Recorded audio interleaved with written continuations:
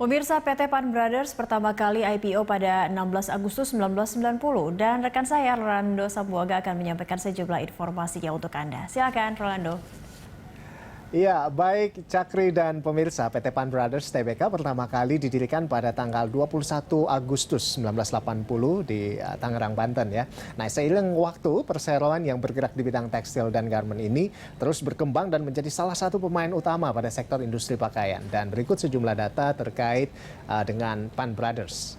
Ya, kita saksikan bersama pemirsa Pan Brothers Tbk ini dengan kode emiten PBRX.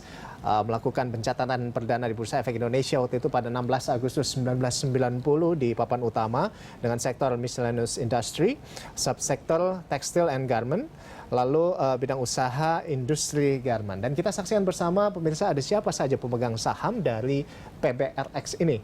Ya, PT Ganda Sawit Utama itu sebesar 16% atau 1,03 miliar, disusul dengan PT Trisetijo Manunggal Utama sebesar 27,9% atau sebesar 1,81 miliar, UBS Agi Singapura.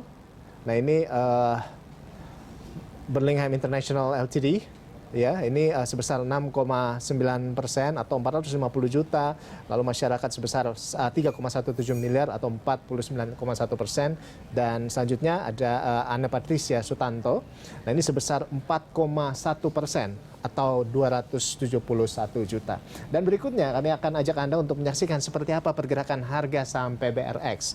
Kita saksikan pada Januari 2020, ini di angka atau di level 540 dan akhirnya ketika pandemi COVID-19 masuk di Indonesia, ini turun cukup tajam sampai akhirnya di April kita saksikan di 159. Namun kemudian dari fashion lifestyle mereka mengubah strategi dan kita saksikan akhirnya sempat rebound ke APD ya, kita saksikan waktu itu. Nah, ini hingga pada Juni kemudian bisa rebound ke 286 dan kita saksikan sampai perdagangan kemarin di 4 November 2020 ini terus bergerak fluktuatif ya, dan terakhir di 228. Ya baik, Cakri dan pemirsa, demikian yang bisa saya sampaikan. Kembali ke Anda, Cakri. Baik, terima kasih Anda untuk informasinya terkait pergerakan saham dari Pan Brothers Tbk. Kembali bersama narasumber saya, Bapak Jansen Nasrial. Pak Jansen, kalau tadi kita melihat bersama pergerakan dari saham PBRX, oke, di bulan April nampaknya ini mengalami penurunan yang signifikan di harga Rp159 per lembar saham. Juni ini mulai naik, yaitu tadi karena diversifikasi produksi ya, dari ke APD menjadi 286, tapi mulai dari Juli sampai 4 November kemarin nampaknya saham dari PBRX ini landai saja, sideways saja begitu, justru malah mengalami penurunan lah ya, 218 dan Rp228 per lembar saham. Menurut Anda akan seperti apa harga saham dari PBRX ini ke depannya, masih selama di pandemi seperti ini? Oke, sebenarnya kalau dilihat dari industri ya, ini kan saya rasa perang dagang China dengan Amerika itu masih akan berlangsung ketika terus who is going to be the president. Betul. Ini memang sepertinya Biden itu sepertinya winning, tetapi isu dengan China itu masih akan goes on cukup lama. Jadi artinya akan banyak pabrik-pabrik merek-merek lain yang akan merelokasikan ke Indonesia.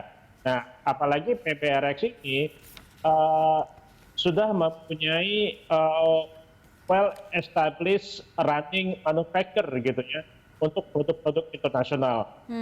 Hanya saja mungkin mesin-mesinnya perlu dimodernisasi, beberapa tenaga kerjanya dengan automation.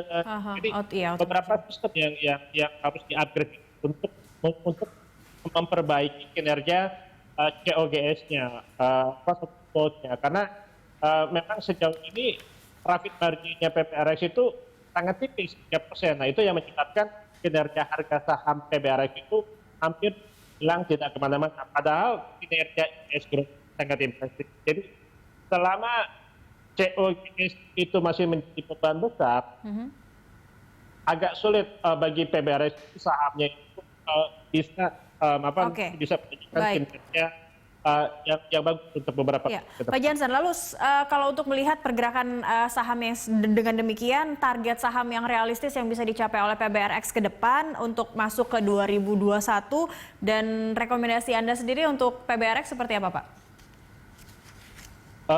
Posisi kami sih netral ya. Target price tetap di 275, 280. Jadi itu dengan asumsi nilai buku price book value sekitar 0,7, which is quite cheap sebenarnya kalau nilai buku di bawah 1.